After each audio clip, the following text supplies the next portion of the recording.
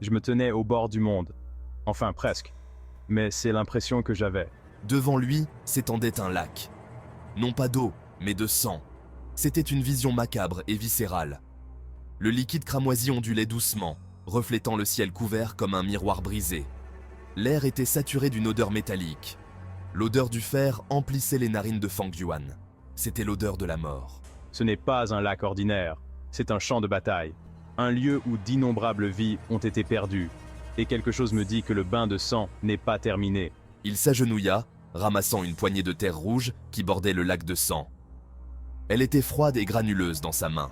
Un frisson lui parcourut l'échine. Il reconnut cette terre. Ce n'était pas du sang ordinaire. C'était le sang d'anciens maîtres Gu, leur essence imprégnant le sol même.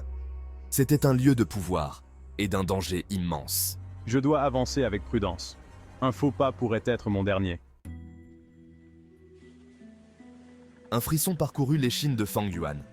Il n'était pas seul. Il sentait des yeux posés sur lui. Il ne parlait pas seulement du python géant dans le lac de sang. C'était la conscience troublante d'être observé par ses propres alliés. Les ailes de tonnerre. Elles tournoyaient au-dessus de moi. Leur loyauté était aussi fugace qu'un éclair. Fang Yuanlai s'avait soumis à sa volonté, mais c'était une emprise ténue.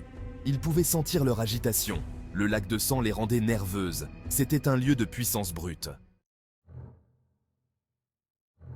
Le lac de sang s'agita.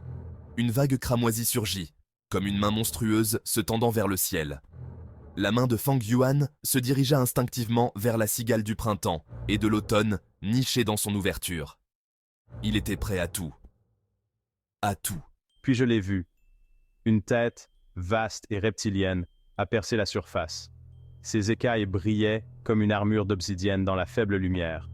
Deux yeux, froids et impitoyables comme un glacier, se sont fixés sur moi. Le python géant s'était réveillé. Sa gueule s'ouvrit dans un rugissement silencieux, révélant des rangées de dents aussi longues et acérées que des poignards.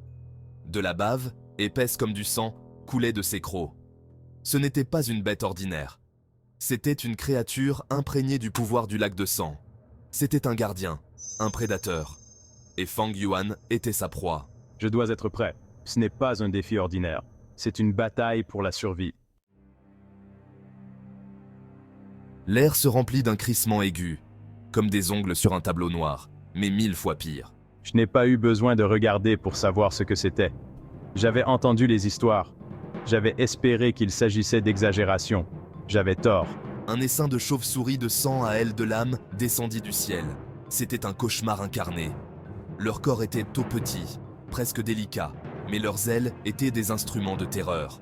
Acérées comme des rasoirs, aiguisées jusqu'à un tranchant mortel par le pouvoir du lac de sang. Elles se déplaçaient à une vitesse terrifiante, un tourbillon de crocs et de lames. J'ai reconnu le danger qu'elles représentaient. Ce n'étaient pas des bêtes sans cervelle. Elles étaient attirées par l'aura des êtres vivants, leur faim insatiable. Chaque chauve-souris était un fragment du pouvoir de l'ancêtre de la mer de sang, un témoignage de son héritage macabre. L'esprit de Fang Yuan s'emballa. Il avait besoin d'un plan. Et vite. Il repensa aux légendes de l'ancêtre de la mer de sang. Un personnage redoutable de l'Antiquité. Un maître du Gu de la voie du sang. Il avait terrorisé le monde, le peignant en rouge du sang de ses ennemis.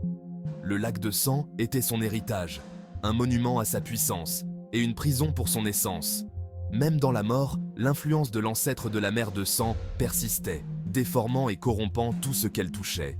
Le python géant, les chauves-souris de sang à ailes de lame, ils étaient tous des manifestations de sa volonté. Mais le véritable pouvoir de l'ancêtre de la mer de sang résidait dans ses héritages de sang, des fragments de sa puissance, transmis de génération en génération, offrant un pouvoir inimaginable. Mais à un prix terrible, l'héritier devenait un réceptacle de la volonté de l'ancêtre, une marionnette dansant au bout de fils de sang. Je savais que je ne pouvais pas laisser cela se produire. Je devais m'échapper de cet endroit, et je devais le faire maintenant. Fang Yuan serra les dents. Le temps lui était compté. Les ailes de tonnerre devenaient de plus en plus agitées. Il sentait leur loyauté vaciller. Il devait agir avant qu'elle ne se retourne contre lui. Il avait une chance. Un pari désespéré. J'ai plongé la main dans mon ouverture et j'ai saisi la cigale du printemps et de l'automne. L'ancien Gu vibrait de pouvoir. Son chant résonnait dans mon esprit, une symphonie du temps et du destin. C'était un geste risqué. Invoquer un être d'une telle puissance dans cet endroit pouvait avoir des conséquences imprévues, mais je n'avais pas d'autre choix. Le lac de sang sembla se figer tandis qu'il s'apprêtait à activer la cigale du printemps et de l'automne.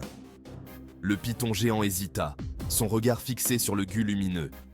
Même les chauves-souris de sang à ailes de lame semblèrent marquer une pause dans leur danse frénétique. L'air crépita d'anticipation. Le monde explosa, non pas dans un fracas, mais dans une voix, froide, acérée et absolument impérieuse. Arrêtez. Ce seul mot fendit l'atmosphère oppressante comme une épée. Le lac de sang se figea. Les ailes de tonnerre se recroquevillèrent. Même le python géant sembla se reculer. Une silhouette se matérialisa devant Fang Yuan, apparemment sorti de nulle part. Il était grand et mince, ses traits aussi durs et inflexibles que la glace. Il portait la robe d'un inspecteur divin. Tisheleng. De toutes les personnes qui pouvaient tomber sur moi à ce moment précis, il fallait que ce soit lui. L'inspecteur divin Tie Xueleng, une légende de son vivant. Connu pour son efficacité impitoyable et son dévouement indéfectible à la justice. L'inspecteur divin fixa Fang Yuan du regard, ses yeux le transperçant. Vous vous mêlez de choses qui ne vous regardent pas. Et maintenant, vous allez en subir les conséquences.